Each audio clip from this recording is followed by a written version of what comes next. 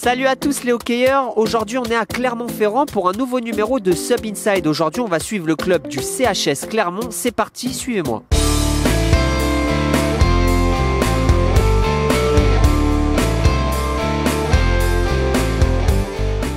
Fondé en 2003 à l'issue d'une scission avec le club de plongée local, le Clermont Hockey Sub ne cesse de progresser depuis 2008 et un faible nombre de licenciés. Aujourd'hui, le club compte plusieurs équipes. Donc dans le club, on a une équipe masculine qui évolue jusque ces dernières années en Division 2. On a pu accéder par 2 fois à la manche 2, donc au barrage pour accéder à la Division 1. Malheureusement, on n'a pas réussi à faire le hold-up. Et l'équipe féminine, elle, ça fait depuis maintenant 3 ans qu'elle est constituée. On est en B-club avec Annemasse.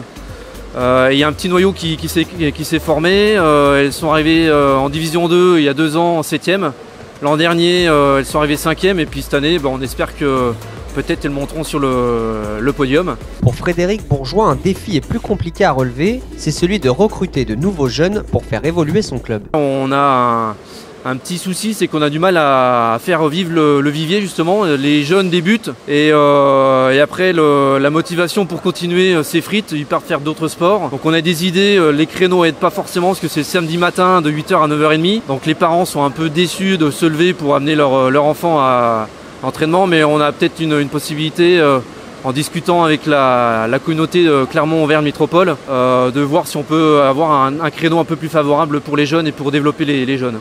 L'entraînement, c'est Damien Chen, champion du monde master cet été avec la France qui s'en occupe. Un entraîneur-joueur qui essaie de transmettre sa passion grâce à son expérience. Groupe B, en gros, il a 25% de récup en plus. L'atterrissage, tout le monde termine ensemble et comme ça, tous les groupes attaquent les exercices ensemble. C'est bon pour tout le monde. On a un mardi où on ne peut pas vraiment jouer, donc on fait de l'entraînement physique, essentiellement pour que chacun puisse voir ce qu'il peut faire en dehors de la piscine. Un petit peu de renforcement musculaire, un petit peu cardio en dehors de l'eau. On essaye de donner des petits modules pour que les gens puissent comprendre un petit peu comment s'entraîner aussi tout seul. Et puis après, du maniement et du jeu par niveau. Forcément, nous n'avons pas pu nous empêcher de demander son avis à Damien sur les jeunes du club.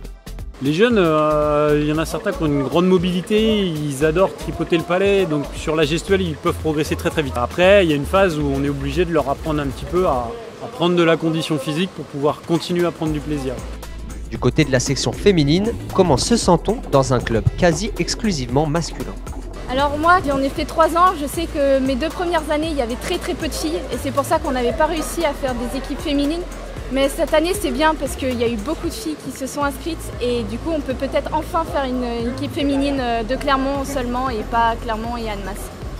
Et ce qui est agréable, c'est que justement, il n'y a pas la dissociation entre filles et garçons, c'est-à-dire que les entraînements sont mixtes et on prend plaisir aussi à être jugé comme tel.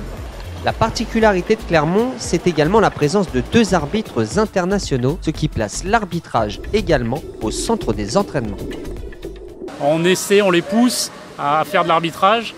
À l'entraînement, on travaille beaucoup avec l'arbitrage, c'est-à-dire qu'on va arrêter le jeu assez souvent quand il y a des fautes pour leur inculquer ce qu'est une faute et ce qu'il ne faut pas faire. Donc on travaille là-dessus et puis au fur et à mesure, il y en a certains qui deviennent arbitres régionaux et on l'espère, on a arbitres nationaux. Ouais. Des moins jeunes aux plus jeunes, le club auvergnat est avant tout une famille qui n'hésite pas à s'ouvrir pour agrandir son effectif. Il y a de plus en plus de nouveaux dans notre équipe. On essaye de plus en plus d'inclure des nouveaux membres, de chercher des gens qui veulent en faire. Mais en général, les gens qui sont dans ce club, ça fait longtemps qu'ils en font. Et ça crée une sorte de cohésion entre nous tous.